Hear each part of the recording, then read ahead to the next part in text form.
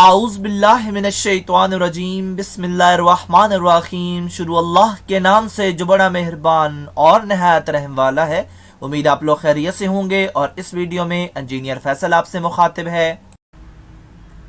आज की वीडियो में हम न्यूक्लियर इंडस्ट्री के अंदर इस्तेमाल होने वाले डिफरेंट रिएक्टर्स की टाइप्स में से एक रिएक्टर को डिस्कस करेंगे जिसका नाम है हैवी वाटर मॉडरेटर रिएक्टर। ये जो डिफरेंट टाइप्स हैं रिएक्टर्स की, इनमें मोस्टली डिफरेंशिएशन कूलेंट या मॉडरेटर की वजह से होती है। यहाँ पे नाम से जाहिर है कि इस रिएक्टर के अंदर हैवी वाटर का इस्तेमाल किया जा रहा है। वाटर जो है वो दोनों टाइप का इन रिएक्टर्स में इस्तेमाल होता है। सिंपल वाटर भी होता है और हैवी वाटर भी होता है। सिंपल वाटर का फार्मूला H2O और हैवी वाटर का फार्मूला D2O है।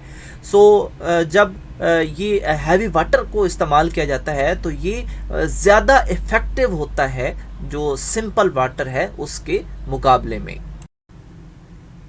हैवी वाटर को यूज़ करने की कुछ रीज़न्स हैं। पहली रीज़न ये है कि स्लोइंग डाउन द न्यूट्रॉन। जब फिजनेबल रिएक्शन होता है तो उसके दौरान न्यूट्रॉन्स डेवलप हो रहे होते हैं और उनकी डेवलपमेंट के बाद उनकी वेलोसिटी बहुत ज़्यादा होती है। उस वेलोसिटी को कम किया जाता है। कम इसलिए किया जाता है क्योंकि हाई वेलोसिटी अगर होगी न्यूट्रॉन्स की तो वो मज़ीद चेन रिएक्शन में इन्वॉल्व नहीं हो पाएंगे। इसलिए उनकी स्पीड को स्लो किया जाता है ताकि एक एफिशिएंट रिएक्शन करवाया जा सके। इसके अलावा क्योंकि बहुत ज़्यादा तादाद में न्यूट्रॉन्स पैदा हो रहे होते हैं तो न्यूट्रॉन्स को अब्जॉर्ब करवाया जाता है। और हैवी वाटर की क्वालिटी क्या है कि ये स्मॉलर एब्जॉर्प्शन क्रॉस सेक्शन देता है और अगर उस क्रॉस सेक्शन की यानी विड्थ ज़्यादा होगी तो न्यूट्रॉन्स की एनर्जी जो है वो वेस्ट हो जाएगी। इसलिए जितना स्मॉलर एब्जॉर्प्शन क्रॉस सेक्शन होगा इतना अच्छा रिएक्शन होगा। अब हम बात कर लेते हैं इस रिएक्टर की प्रॉपर्टीज़ की। पहले हमने हैवी वाटर की प्रॉपर्टीज़ की बात की, अब हम हैवी वाटर मॉडरेटर रिएक्टर की बात करते हैं। पहला जो इसका फैक्टर है वो ये है कि ये हायर मल्टीप्लिकेशन फैक्टर देता है। मल्टीप्लिकेशन फैक्टर क्या होता है, यानी जितने न्यूट्रॉन्स रिएक्शन में डेवलप हो रहे हैं और जितने लॉस हो रहे हैं उन दोनों के दरमियान जो भी रेशो का रिजल्ट आएगा उसको मल्टीप्लिकेशन फैक्टर कहेंगे। और जो हैवी वाटर मॉडरेटर रिएक्टर्स हैं ये उस मल्टीप्लिकेशन फैक्टर की अमाउंट ज़्यादा देते हैं। सेकंड क्या है, smaller size. Of course small size होगा तो कॉस्ट भी कम पड़ेगी। थर्ड है higher neutron flux in the core. Higher the neutron flux the greater the chance of a nuclear reaction. जितना ज़्यादा न्यूट्रॉन फ्लक्स होगा इतना बेहतर रिएक्शन होगा, क्योंकि जो हायर फ्लक्स है उसकी वजह से ज़्यादा न्यूट्रॉन्स पर यूनिट एरिया से निकल के वो इन्वॉल्व होंगे रिएक्शन के अंदर। जब हैवी वाटर को एज आ मॉडरेटर इस्तेमाल किया जाए तो फिर वहाँ पे प्रोडक्शन होती है Pu239 की, जो कि एज आ फ्यूल इस्तेमाल होता है मुख्तलिफ रिएक्टर्स में।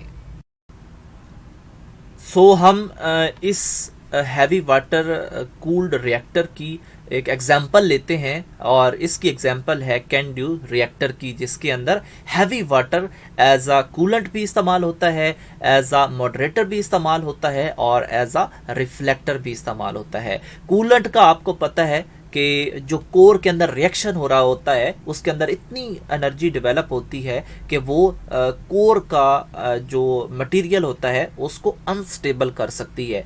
कूलेंट ज़रूरी है। और इसके बाद जो मॉडरेटर्स होते हैं वो डेवलप होने वाले जो न्यूट्रॉन्स होते हैं रिएक्शन में उनको कंट्रोल करते हैं।